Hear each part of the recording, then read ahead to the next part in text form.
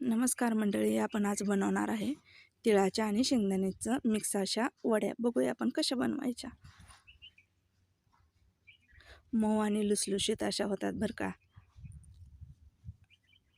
बघा किती छान झालेत, नाजूक छोट्या छोट्या वड्या पडल्यात आपल्या.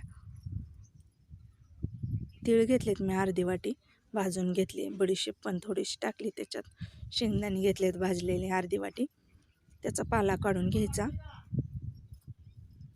दोन्ही मिक्सरला काढून घ्यायचं बरं का, बारीक करून. गूळ पाऊण वाटी घेऊया. त्याच्यात पाणी घालायचं नाही बरं का. मोठा 1 चमचा तूप टाकायचं. छोटा चमचा असेल तर 2 चमचे टाकायचं आणि वितळेपर्यंत असं हलवत राहायचं. आता सगळं गूळ वितळला आहे बरं का आपला. त्याच्यात आपण कूट केलेलं घालून घेऊया, तिळाचं आणि शेंगदाण्याचं. घट्ट येईपर्यंत हलवत राहायचं.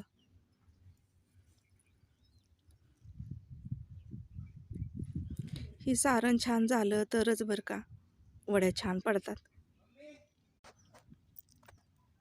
थोडे कच्चे तीळ पण घेतले बरं का त्याच्यावर टाकायला थोडे. आणि मी ताटात मग वड्या पाडता एक जाड असा कागद घेतला आहे आपला.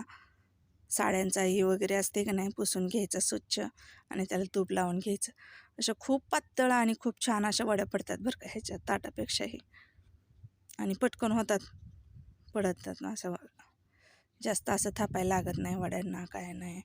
कागदावर अगदी हात फिरला की नाही लगेच असं पातळ होतं आहे. माझ्या मैत्रिणी मला नेहमी म्हणतात, तुझ्या कोणत्याही वड्या असल्या ना तुझे छान वड्या पडतात बरं का. मी याच्यात वड्याचे खूप प्रकार टाकलेत माझ्या यूट्यूबला, तुम्ही बघा कशा वड्या बनवलेत काय. खूप छान वड्या झाल्या बरं का. असं मऊ झालत्या, खायला पण छान झालत्या.